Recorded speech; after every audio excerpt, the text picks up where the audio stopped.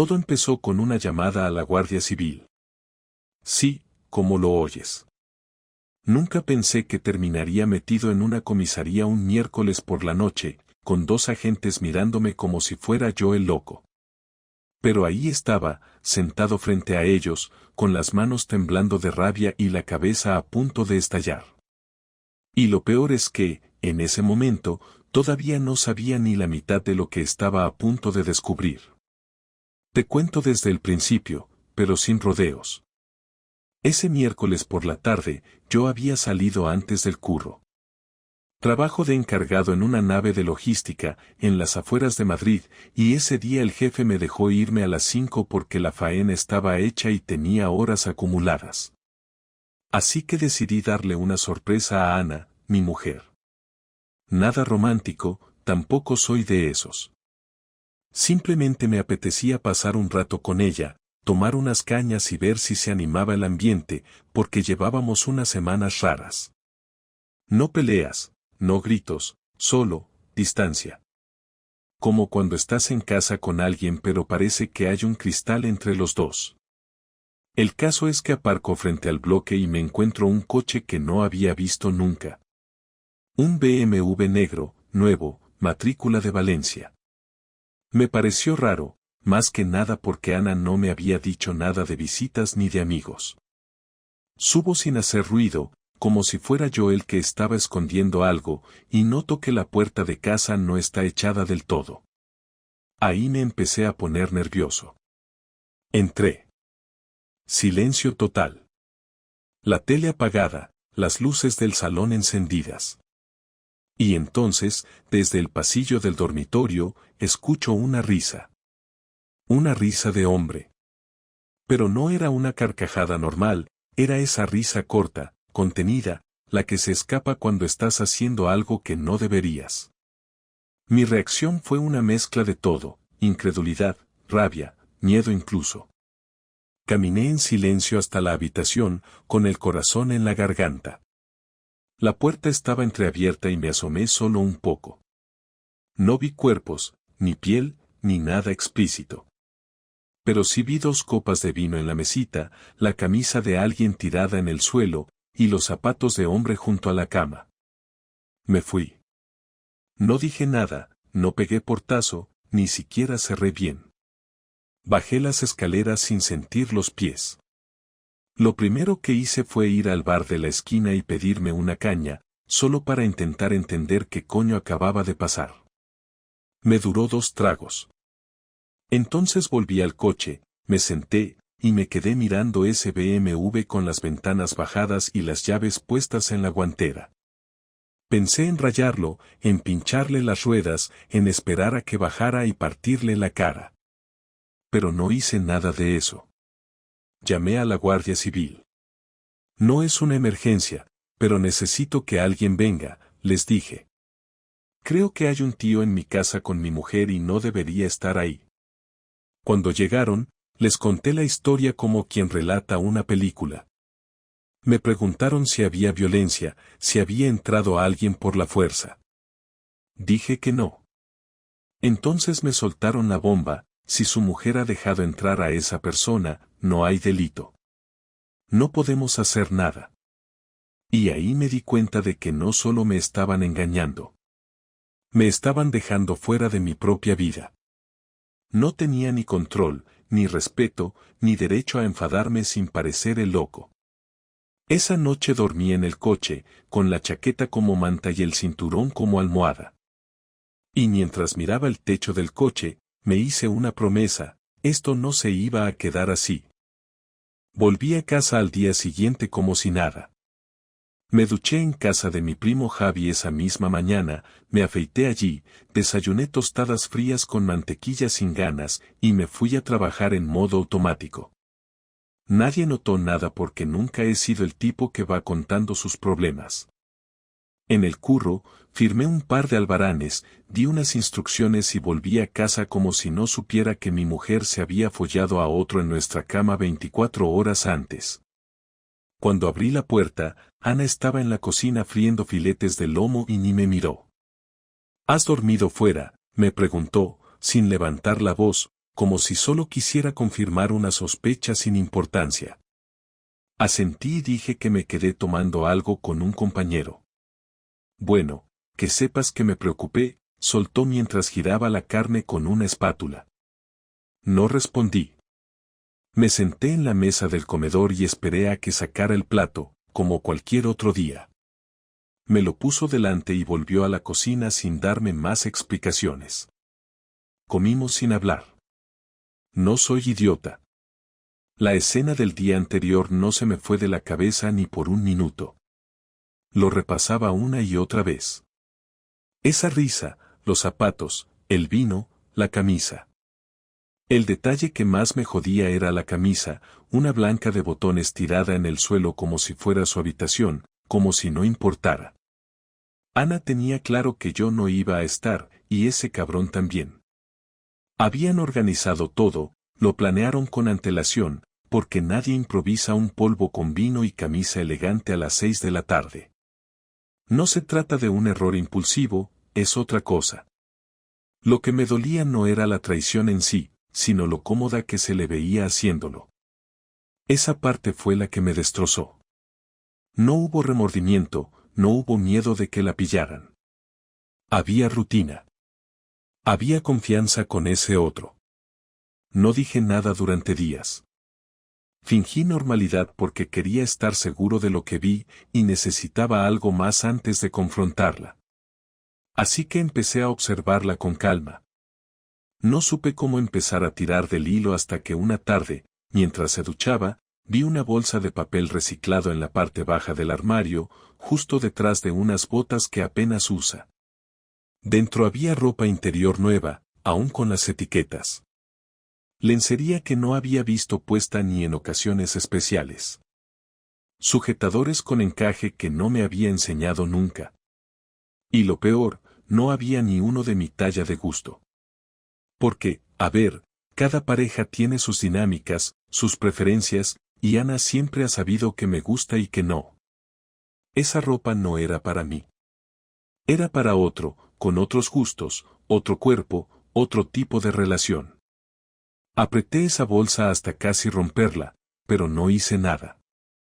La devolví a su sitio y cerré la puerta con la misma frialdad que la abrí. Lo siguiente fue comprobar su rutina. Empezó a quedarse más horas en la oficina, supuestamente por un proyecto que le surgía cerrar antes de final de mes. Hasta ahí, todo parecía normal. Pero una noche, cuando estaba supuestamente en la oficina, me fui con mi primo Javi a dar una vuelta por la zona de su trabajo. No le dije por qué. Solo le pedí que me acompañara. Aparcamos frente a la asesoría y esperamos. 1 hora. Casi 2. Entonces la vimos. No sola, ni con sus compañeras habituales. Salió con un tío, no muy alto, barba recortada, bien vestido, uno de esos que te caen mal de entrada aunque no digan ni palabra. No se besaron ni se tocaron. Pero caminaban juntos, despacio, sin apuro. Se montaron en el coche negro que ya conocía demasiado bien y se fueron. No hubo dudas. Javi me miró en silencio, esperando que yo reaccionara. Solo dije, ya está. No hacía falta más. Esa noche volví a casa antes que ella. Me tomé una cerveza en el sofá y la esperé sin pensar. Entró como si nada, dijo que estaba agotada y se fue directa al baño. Ni me miró. Cuando salió, le pregunté con voz tranquila, ¿qué tal con el del coche negro? Se quedó quieta. No dijo nada durante al menos 10 segundos. Luego intentó hacerse la confundida, ¿qué coche negro? Me reí, pero no con ganas. Ese que ya ha venido a casa y hoy te ha llevado de paseo. Ese. Entonces cambió la expresión. No la típica cara de me han pillado, sino otra cosa. Se tensó como si estuviera harta, como si yo fuera el culpable de haber descubierto algo que ella no quería esconder tanto. No tienes derecho a espiarme, soltó, como si esa fuera la ofensa real. Ahí perdí la poca calma que me quedaba. Me levanté y me acerqué. No grité. No soy de gritar. Solo dije, te acostaste con él en nuestra cama. No necesito cámaras para saberlo. No necesito escucharlo. Lo sé porque vi su ropa en el suelo. Porque escuché su risa. Porque el vino aún estaba fresco cuando entré. ¿Vas a negarlo? Me miró un segundo como si fuera a llorar, pero no lo hizo. Fue un error, dijo. Solo una vez. Lo siento.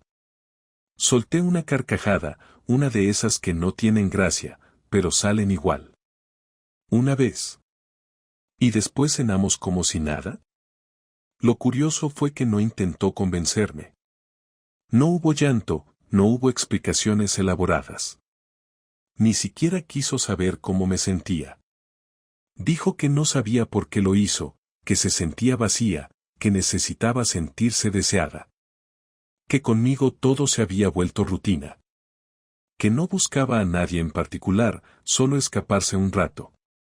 Todo eso lo dijo como si estuviera hablando del tiempo, sin emoción, sin vergüenza, sin culpa. Y en ese momento, entendí que no había nada que recuperar. Ni disculpas, ni promesas, ni terapia de pareja. Lo que se rompió no era solo la confianza. Era el respeto. La imagen. El vínculo. Todo lo que daba sentido a estar casado. No le dije que se fuera. Tampoco me fui yo. Dormimos esa noche en la misma casa, en cuartos separados.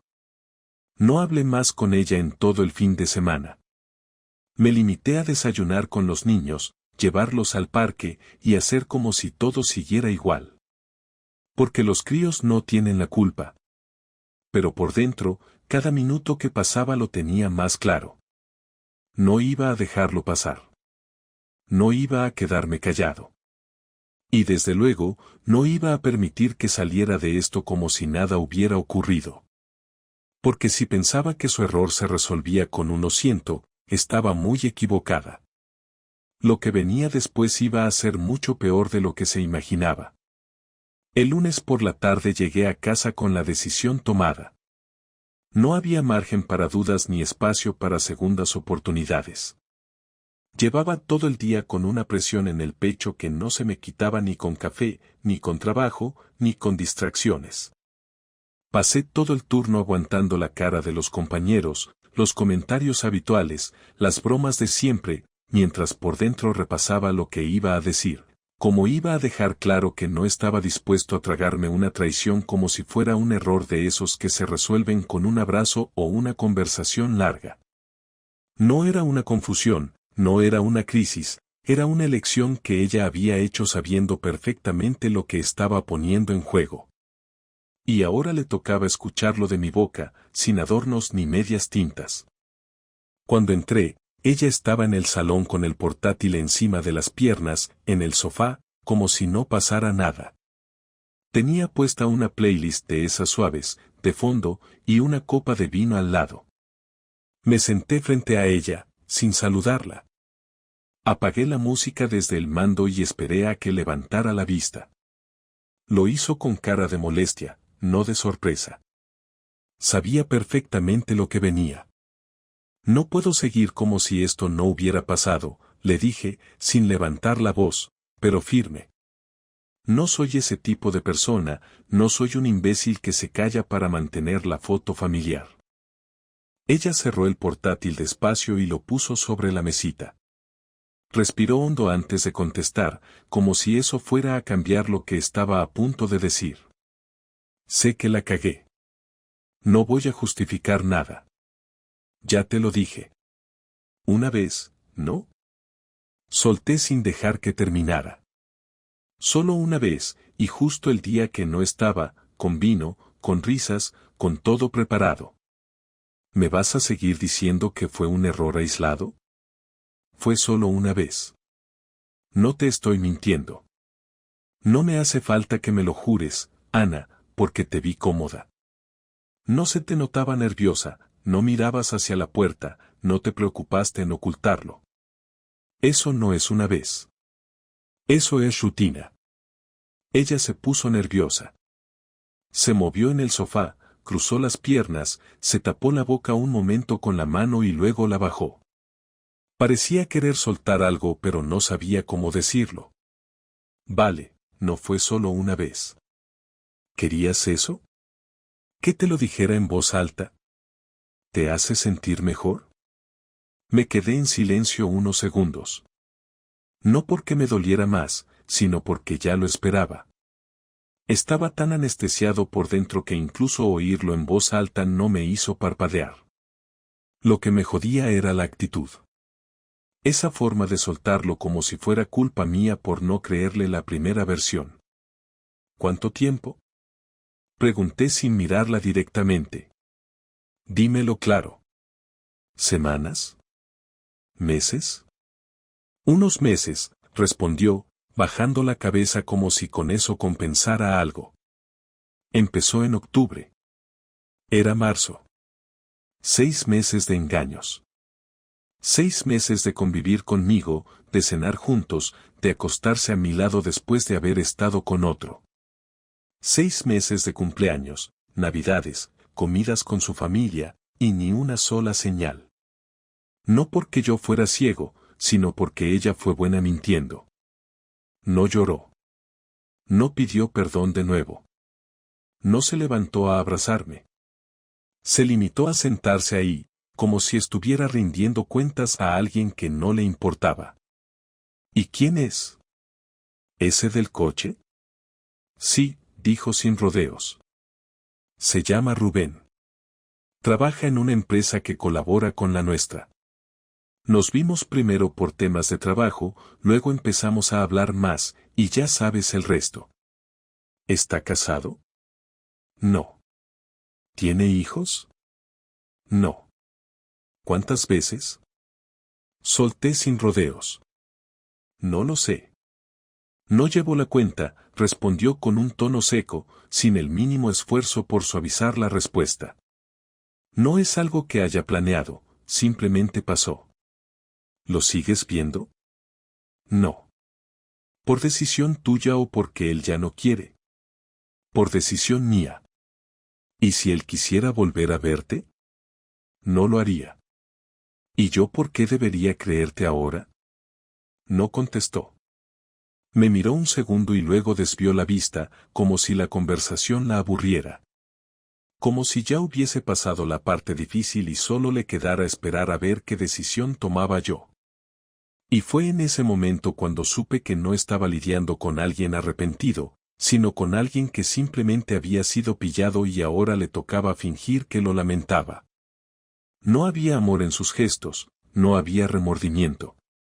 Había cansancio. Como si lo que más le molestara era tener que dar explicaciones. Me levanté y fui directo a la habitación.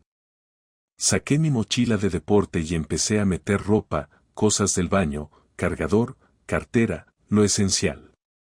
Ella se quedó en el salón, en silencio, sin seguirme, sin preguntar a dónde iba. Cuando terminé, me puse la chaqueta, salí al pasillo y ella seguía sentada con la copa en la mano. Voy a quedarme en casa de Javi, le dije desde la puerta. No voy a explicárselo a los niños todavía. No hasta que tenga claro qué coño vamos a hacer con esto. Ella se encogió de hombros. Ni una palabra. Ni una sola intención de detenerme. Y eso me confirmó que ya no quedaba nada entre nosotros. No por lo que hizo, sino por cómo reaccionó después. Esa noche dormí en el sofá de Javi, otra vez. Me ofreció una cerveza, me dijo que me quedara el tiempo que necesitara, y no me hizo preguntas. Solo dijo que, cuando estuviera listo, había que hablar con los críos. Y tenía razón. No podía mantener la fachada mucho tiempo. No cuando todo se había podrido por dentro.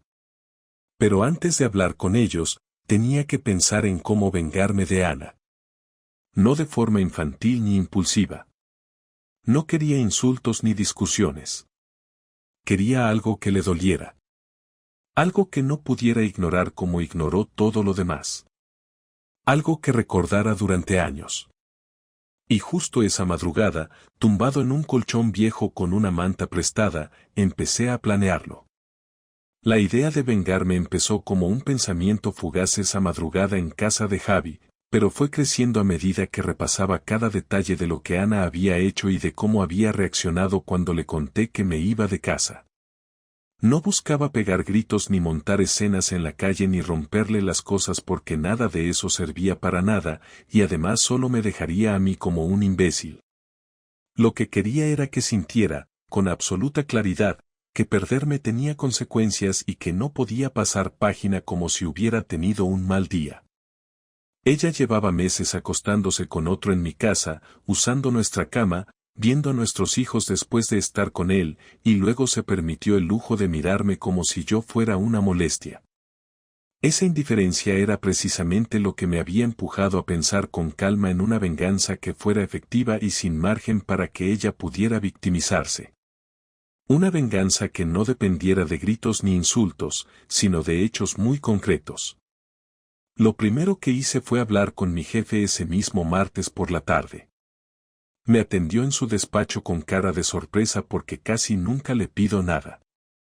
Le dije que necesitaba 2 días libres, miércoles y jueves, por un asunto familiar. No me pidió detalles porque llevo años trabajando sin faltar y siempre cumplo, así que me los concedió sin rodeos. Salí de su despacho con una sensación rara, como de control, algo que no había sentido desde antes de descubrir la infidelidad. Esos 2 días los necesitaba para mover muchas piezas sin que Ana tuviera tiempo de anticiparse. El siguiente paso fue pedirle a Javi que me acompañara a casa el miércoles por la mañana mientras Ana estaba en la oficina. Necesitaba entrar sin que ella estuviera presente, pero no para recoger mis cosas, sino para hacer algo más calculado. Cuando llegamos, usé mi llave, aunque ya tenía decidido que iba a entregarla al final de todo esto. Lo primero que hice fue ir a la habitación y recoger los papeles importantes, como partidas de nacimiento de los niños, facturas, escrituras de la casa, papeles del coche y todos los documentos que ella solía dejar tirados en un cajón sin orden. No pensaba destruir nada ni esconderlo, solo quería dejar constancia de que yo también tenía acceso a todo y que ella no iba a controlar la narrativa de lo que estaba pasando. Luego bajé a la cocina y saqué el móvil. Grabé un video corto, mostrando el estado de la casa, la cama perfectamente hecha, los mismos muebles de siempre, ninguna pertenencia mía fuera de lugar. No había gritos, no había acusaciones, solo un registro de que yo había estado allí para retirar documentación importante. Ese video no era para mí, era para usarlo más adelante cuando ella intentara decir que yo me fui de forma impulsiva o que la dejé tirada sin avisar. No iba a dejarle espacio para construir una versión conveniente. Después de eso, Javi y yo nos fuimos a su casa y allí pasé la tarde haciendo llamadas. Llamé a un abogado que recomendó mi jefe, uno especializado en separaciones y custodias. Me pidió toda la información que tenía, incluido lo que había visto, lo que ella admitió y lo que estaba ocurriendo ahora. No necesitaba pruebas fotográficas ni vídeos de la infidelidad para iniciar los trámites, me dijo, pero sí necesitaba que yo estuviera seguro de que quería pedir. Le dije que por ahora quería la separación, no el divorcio, y que quería asegurar la estabilidad de mis hijos. Él me explicó que podía solicitar la custodia compartida o incluso la custodia principal si demostraba que yo era el que estaba manteniendo la estabilidad del hogar. No quería quitarle los niños a Ana, pero tampoco iba a permitir que siguiera actuando como si nada. Pedí la custodia compartida con un régimen equilibrado que no dejara espacio para manipulaciones. Con el abogado fijamos una reunión presencial para el jueves a primera hora, y me pidió que preparara una lista detallada de ingresos, gastos y responsabilidades que yo llevaba en la casa. Eso me llevó horas, pero lo hice con una precisión que ni yo sabía que tenía. Cada compra del supermercado, cada pago del colegio, cada actividad extraescolar, cada tarde que yo había cubierto mientras ella salía con amigas o supuestamente trabajaba hasta tarde. Todo anotado, con fechas y detalles que no dejaban espacio para dudas. Esa lista iba a servir para establecer un patrón de quién cargaba realmente con las responsabilidades diarias y quién no. El miércoles por la noche, Ana me escribió un mensaje corto preguntando si iba a volver a casa. No había signos de preocupación, ni de arrepentimiento, ni de interés real. Respondí que no volvería y que hablaríamos el viernes. No insistió. Tampoco llamó. Ese silencio reforzó mi convicción de que estaba haciendo lo correcto. El jueves llegó la parte importante. Fui al despacho del abogado con todos los papeles, las listas y la información que me había pedido.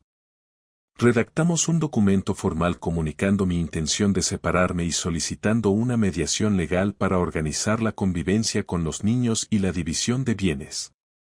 No incluí detalles de la infidelidad porque él me explicó que lo importante era la parte legal, no la emocional. Sin embargo, sí dejé constancia en el documento de que había habido un deterioro grave de la confianza debido a comportamientos de ella, sin entrar en detalles. Quería mantener la formalidad, pero sin permitir que ella pudiera dar la vuelta a la historia. Cuando terminé en el despacho, llamé a su trabajo y pedí hablar con ella. No para contarle nada, sino para asegurarme de que estaría en casa por la tarde. Cuando me confirmaron que sí, colgué sin añadir nada más. Javi me acompañó de vuelta, aunque esta vez no entró conmigo porque quería darle la noticia a solas. Ana estaba en el salón cuando llegué. No parecía nerviosa ni asustada, más bien cansada. Me miró como si fuera yo el que estuviera siendo exagerado. Me acerqué a la mesa, dejé un sobre encima y ella lo observó sin tocarlo. Es la solicitud de separación, dije con calma, sin apartar la vista. Vamos a empezar el proceso legal. No quiero discusiones. No quiero reproches. No quiero más mentiras. Solo quiero que esto avance sin que los niños sufran más de lo necesario. Ella abrió el sobre, leyó un par de líneas y lo dejó otra vez en la mesa. No esperaba que lo hicieras tan rápido, respondió sin rabia, pero tampoco con dolor. Pensé que querrías hablarlo más. Lo hablamos. Te escuché. Me engañaste durante meses. No hay nada que analizar. No quería que acabara así, dijo, aunque su voz no transmitía ninguna emoción real. Terminó el día que decidiste hacerlo en nuestra cama, respondí. Y no estoy aquí para pelear. Solo para dejar las cosas claras. Ella respiró hondo y me pidió que me sentara. No lo hice. Quería cerrar esa conversación de pie, con distancia, sin permitir que su calma aparente me confundiera. Me preguntó si los niños iban a vivir conmigo. Le expliqué el plan del abogado y cómo se repartirían los tiempos. No protestó. No lloró. No discutió. Simplemente escuchó, como si estuviera negociando un contrato laboral y no la estabilidad de sus propios hijos. Eso me impactó más que cualquier confesión. Su frialdad era absoluta. Antes de irme, dejé la llave de la casa encima de la mesa. Ella la miró como si fuera un gesto trivial. Cuando abrí la puerta para salir, dijo mi nombre y me detuve. ¿Vas a contárselo a alguien más? No voy a inventar nada, contesté. Pero tampoco voy a taparlo. Cuando salí del bloque, decidí que eso era suficiente.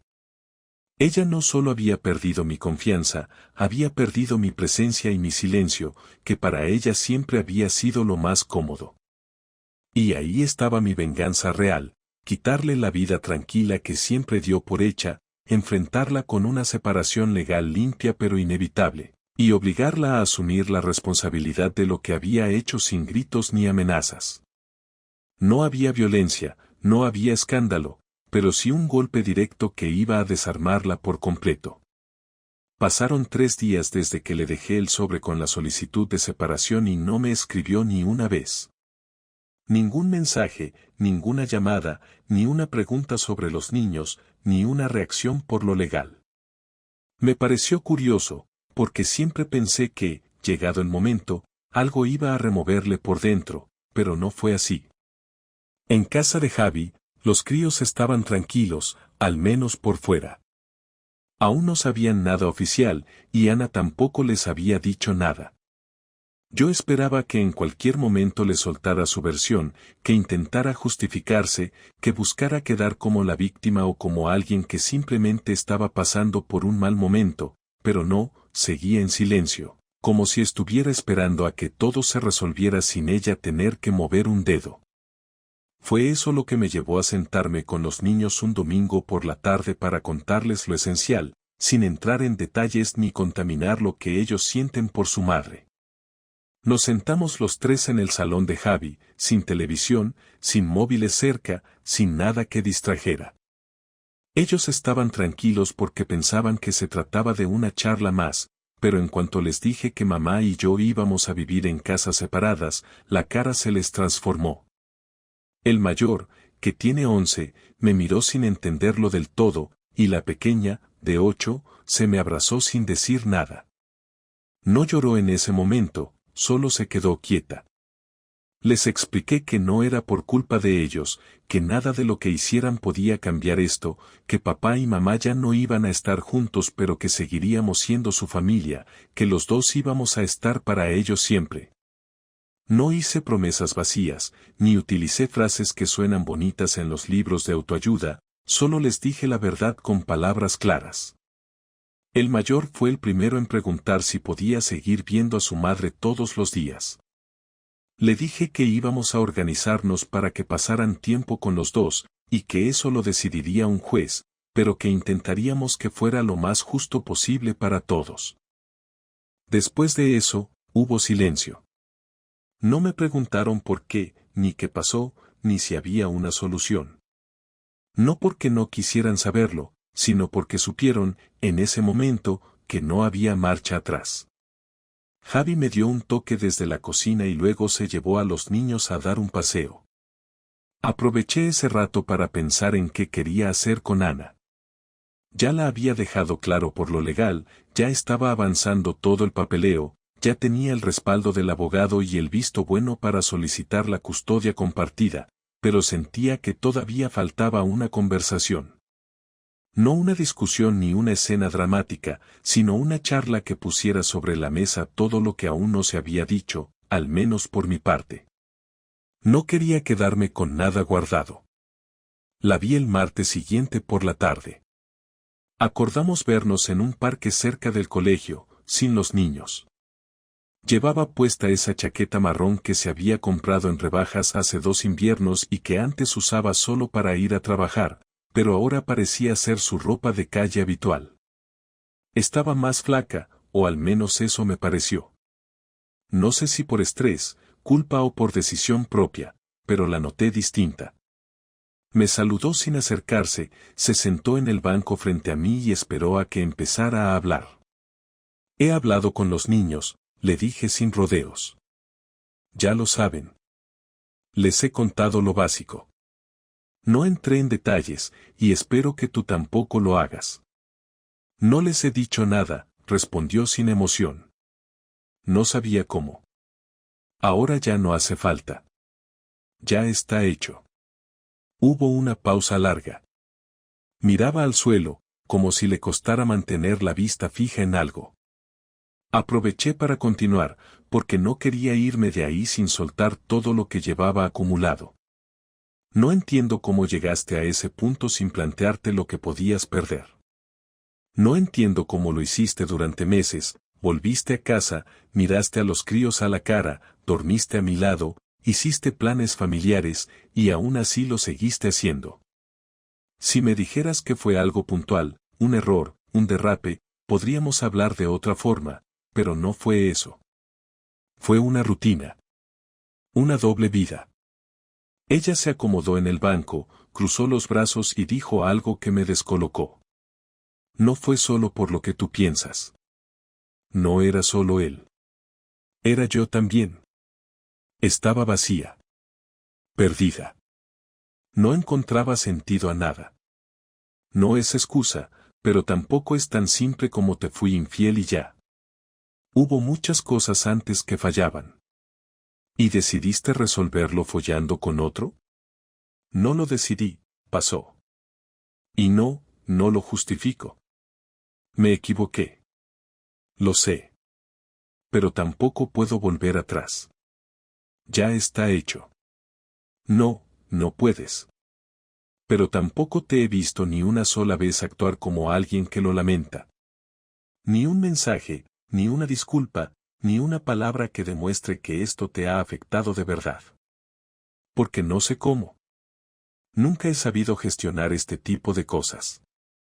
Siempre has sido tú el que tomaba las decisiones, el que resolvía todo, el que hablaba por los dos cuando había problemas. Y ahora que todo se ha roto, tú ya tienes un plan, un abogado, una casa. Y yo estoy intentando entender cómo he llegado hasta aquí. Llegaste porque lo elegiste. Nadie te obligó. Tampoco me obligaste tú a quedarme, respondió, y aunque fue una frase directa, no sonó con rabia, sino con resignación. ¿Y eso qué significa? ¿Que yo también tengo culpa? No lo sé. Tal vez sí. Tal vez no. Pero tampoco creo que tú hayas sido un marido perfecto. No me interesa ser perfecto. Me interesa ser respetado. Lo que hiciste no tiene que ver con que yo sea ideal o no. Tiene que ver con que mentiste, engañaste, y me hiciste pasar por tonto delante de todos. Ella guardó silencio. Miraba hacia los árboles como si buscara una respuesta ahí. Se le notaban los ojos rojos, pero no lloró. Yo tampoco. La rabia ya no era furia. Era otra cosa. Era decepción seca, sin movimiento. Se notaba que los dos entendíamos que eso era lo más cerca que íbamos a estar de una conversación sincera. No quiero guerra contigo, dije al final. Pero tampoco voy a hacer de mediador, ni de salvador, ni de psicólogo. Ya lo hice muchos años. Ahora me toca protegerme yo, cuidar a los niños y seguir adelante. Si tú quieres hacer lo mismo, hazlo. Si no, no me importa. Pero no me busques para compensar nada. No me pidas ayuda emocional. Ya no soy ese tipo. No te lo voy a pedir. Solo quiero que esto sea civilizado. Entonces no sigas actuando como si nada. Responde los papeles, colabora con el proceso, cumple con los niños y ya está. Nos quedamos en silencio un rato más. Ella sintió sin decir nada y luego se levantó. Yo me quedé sentado, mirando cómo se alejaba. No sentí alivio ni satisfacción. Solo una especie de cierre. El tipo de cierre que no llega con abrazos ni con reconciliaciones, sino con la certeza de que cada uno ya está caminando por separado, aunque el ruido del pasado todavía se escuche durante un tiempo. Después de esa conversación en el parque no volví a hablar con Ana durante más de 2 semanas. Nos comunicamos solo por mensajes de texto y exclusivamente sobre cosas relacionadas con los niños, los horarios, y lo que era estrictamente necesario. No hubo preguntas personales, ni intentos de reconciliación, ni siquiera indirectas disfrazadas de preocupación. Fue todo mecánico, seco, como si estuviéramos intercambiando datos logísticos y no compartiendo lo que alguna vez fue una vida en común. Y esa frialdad fue justo lo que me ayudó a terminar de digerir todo lo que había pasado. Porque si algo me quedaba claro en ese silencio mutuo, era que ambos sabíamos perfectamente que esto no tenía vuelta atrás. No era una pausa, no era un mal momento, era el final. Un final sin aplausos, sin drama escénico, sin lágrimas desbordadas, pero final al fin. Empecé a vivir de otra manera. Me levantaba más temprano porque ahora los críos pasaban más tiempo conmigo y tenía que hacerme cargo de muchas más cosas sin repartirlas con nadie. Pero lejos de agobiarme, eso me ordenaba. Me obligaba a mantener la cabeza enfocada, sin espacio para autocompasión. Hacía la compra, lavaba la ropa, cocinaba y llevaba a los niños a sus actividades sin necesidad de ayuda. A veces Javi me echaba una mano con algún recado o se quedaba con ellos si tenía una reunión fuera, pero en general, me las arreglaba solo. Y no me costaba. Lo que más me sorprendió fue descubrir lo poco que extrañaba la dinámica anterior, lo natural que me resultaba ahora vivir sin depender de Ana para absolutamente nada. No porque ella fuera inútil, sino porque ahora entendía cuánto había asumido yo durante años y cuánto de eso ella simplemente daba por hecho. La diferencia era que yo nunca lo había sentido como un peso, pero ahora entendía que ella sí. Hubo un viernes en que me llamó. No por los niños, sino porque necesitaba saber si podía acercarse al piso a recoger algunas cosas que aún estaban en un mueble del trastero. Le dije que sí, que no había problema, pero que prefería no estar presente. No quería verla, no porque me doliera, sino porque ya no me salía actuar con cordialidad forzada y tampoco quería parecer hostil. Coordinamos un horario en que yo estaría en el trabajo y ella pasó a recoger lo suyo sin dejar rastros. Lo único que noté fue que faltaba la caja donde guardaba viejas fotos de viajes, algunas libretas suyas con dibujos que hacía cuando estaba estresada y unos libros que le gustaban y que jamás volví a ver. No dejó notas, ni papeles, ni ninguna carta. Supongo que entendió, igual que yo, que no hacía falta más. Cuando llegó el día de la audiencia de mediación, todo fue rápido. Cada uno fue con su abogado, hablamos lo mínimo frente al juez, se firmaron papeles, se acordaron fechas, y se redactó un calendario de visitas y cuidados compartidos que ambos aprobamos sin resistencia. Lo que más me sorprendió fue que Ana aceptó todo sin discutir. Ni pidió más tiempo, ni pidió ajustar cifras, ni puso condiciones. Solo asentía, firmaba, y miraba la mesa como si estuviera en un trámite bancario. Cuando salimos del juzgado, nos cruzamos una última vez en el pasillo. Nos quedamos mirándonos apenas unos segundos, sin saber si decir algo. Ella fue la que rompió ese micro silencio. Esto fue más fácil de lo que pensé. Sí, supongo que ya estaba todo dicho, le respondí sin rodeos. A veces pienso que si lo hubiera contado antes, si hubiera dicho cómo me sentía, tal vez no habría pasado todo esto. Y a veces pienso que si hubieras querido decirlo, lo habrías hecho sin necesidad de esconder a otro en nuestra casa. Lo sé, respondió, sin excusas. Solo quería decirte que no lo hice por joderte. No era por ti. Era por mí. No me sirve de consuelo, pero lo entiendo. Igual ya no cambia nada. No, ya no. Y con eso se fue. Ni abrazo, ni apretón de manos, ni ojalá te vaya bien. Solo una despedida seca, breve, que no dejaba espacio para segundas interpretaciones. Caminó por el pasillo del juzgado sin mirar atrás, y yo me fui por la salida opuesta. Ese fue el último momento real entre nosotros, el último en el que nuestras palabras aún tenían un peso. Desde entonces, me enfoqué en reconstruirme. No en el sentido de sanar o volver a empezar como si viniera de una tragedia, porque esto no fue una tragedia. Fue una traición, sí, pero también fue una liberación. Me di cuenta de que llevaba años sosteniendo una relación que estaba rota desde mucho antes de que apareciera ese tipo. Lo que pasó solo fue el empujón final, la prueba clara de que ya no había un nosotros desde hacía tiempo. Y aunque dolió en su momento, ahora me sentía más tranquilo, más estable, más conectado con lo que verdaderamente quería en mi vida. Mis hijos se adaptaron mejor de lo que imaginé. Al principio preguntaban cosas, querían saber por qué ya no vivíamos juntos, pero con el tiempo dejaron de insistir. Supongo que también notaron la calma. En mi casa no había gritos, no había tensión, no había silencios incómodos. Cuando iban con Ana, volvían tranquilos, sin quejas. Me daba igual si ella tenía pareja nueva o no. Ya no era asunto mío. Lo importante era que ellos estuvieran bien. Y lo estaban. Mejor de lo que esperaba. Una tarde, mientras llevaba a los niños al cine, me crucé con Rubén, el tipo del coche.